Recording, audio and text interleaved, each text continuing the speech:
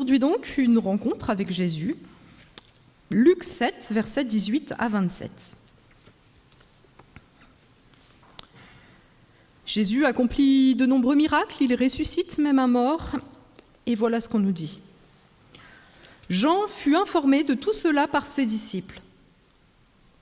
Il en appela 2 qu'il envoya vers Jésus pour lui dire « Es-tu celui qui doit venir ?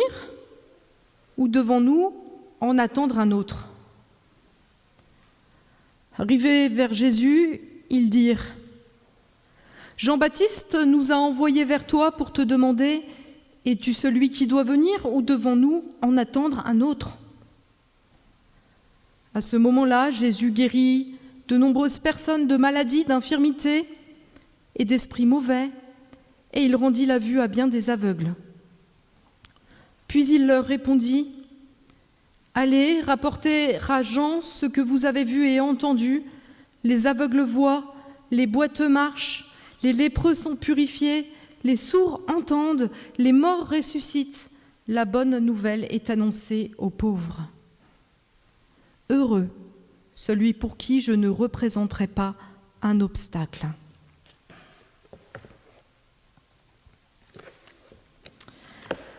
Alors parfois on voit des choses qui nous étonnent, des situations qui nous étonnent. Un jour, j'ai rencontré une de ces situations. C'était le 1er mai, et comme vous le savez, le 1er mai, c'est la fête du travail.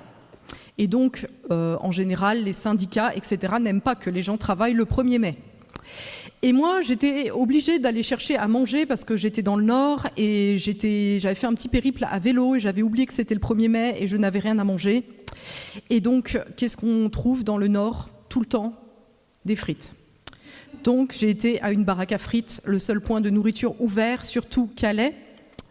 Et là, qui je vois dans la file? Un syndicaliste qui venait de rentrer de la manifestation du 1er mai et qui avait tous ses badges de la CGT, etc. Et là, j'ai été étonnée. Je me suis dit, c'est quand même incongru de voir un syndicaliste qui fait travailler les autres le 1er mai. On peut avoir d'autres exemples comme ça. Ça ne m'est jamais arrivé, mais si on croisait quelqu'un qu'on connaît et qui est très très végane dans une boucherie, ça nous ferait bizarre. Si on croisait une religieuse dans un concert de Madonna, ça nous ferait un peu bizarre quand même. Voilà. Eh bien, c'est quelque chose de cet ordre-là qui se passe ici. Et je ne sais pas si on a bien en tête cet épisode où on voit Jean-Baptiste, le cousin de Jésus, celui dont on a dit dès avant sa naissance qu'il annoncerait le Sauveur, celui qui a passé sa vie à annoncer le Sauveur, celui qui a vécu des choses extraordinaires, le baptême de Jésus. Ce Jean-Baptiste-là se demande si Jésus est bien ce Sauveur, ce Messie. Assez étrange comme épisode, assez incongru finalement. Et ce qu'il faut comprendre, c'est qu'à ce moment-là, Jean-Baptiste est en prison. Il est emprisonné parce qu'il a dit la vérité. Et certainement, il souffre. Et certainement, comme quand on souffre, il se pose des questions. Sa souffrance est plus prégnante finalement que tout ce qu'il a vu, de tout ce qu'il a vécu avec Jésus. Si bien que sa foi devient moins grande. Elle est voilée par ce voile de souffrance.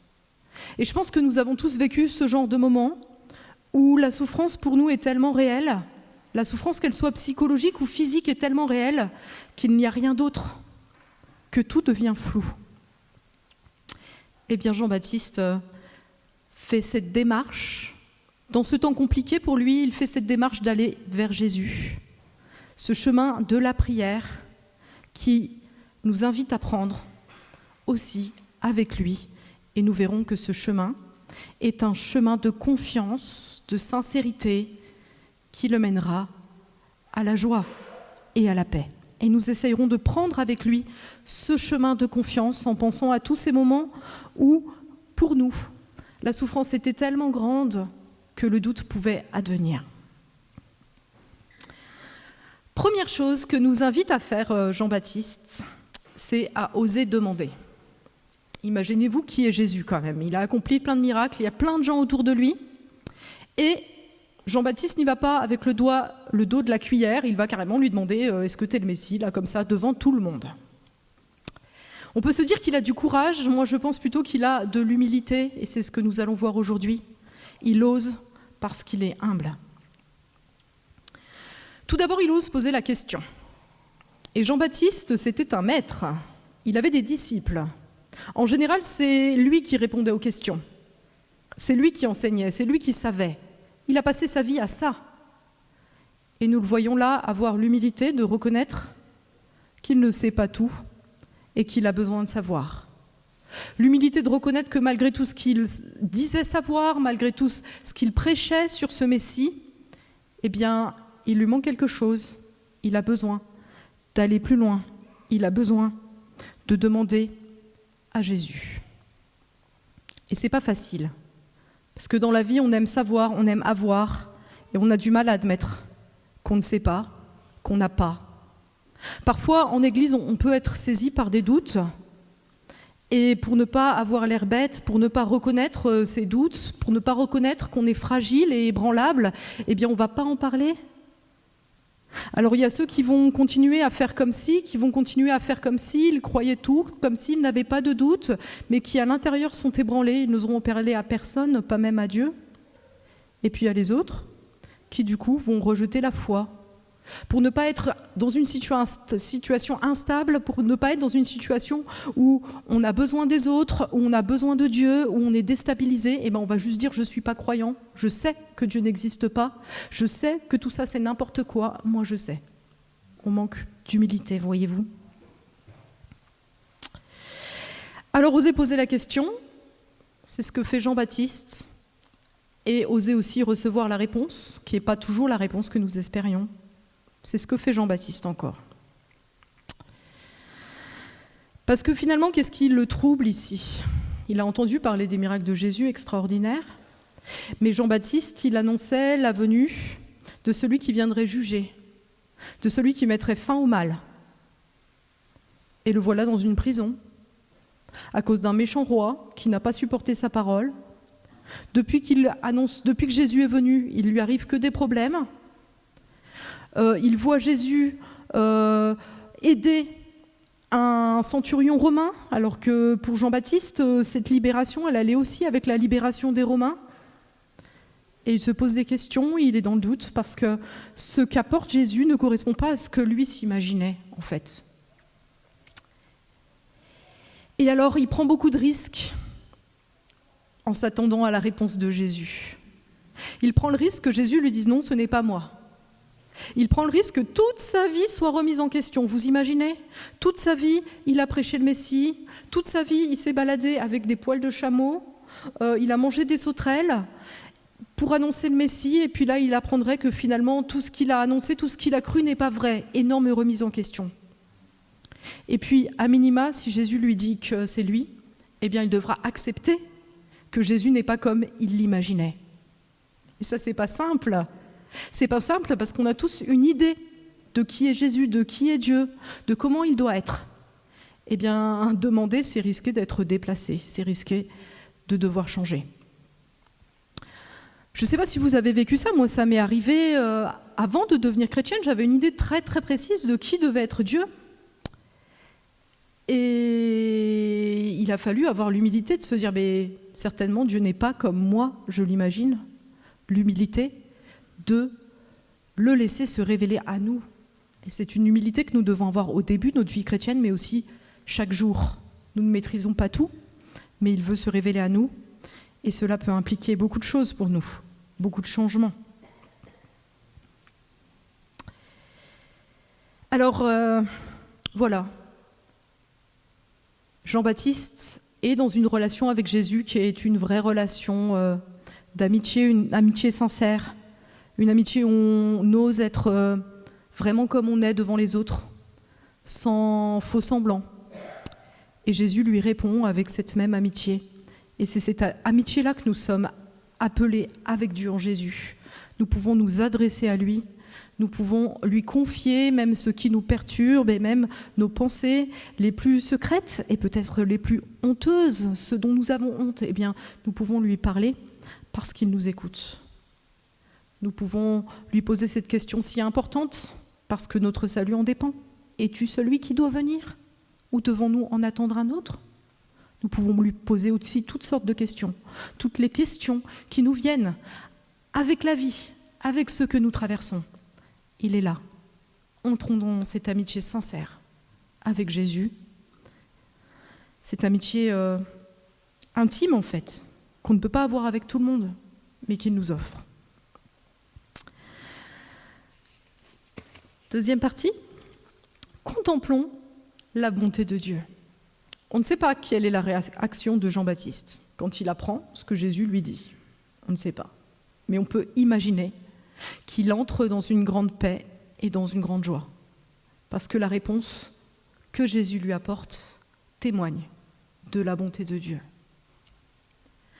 La première manière dont la réponse de Jésus témoigne de la bonté de Dieu, c'est cette manière dont il considère Jean-Baptiste, c'est cette question.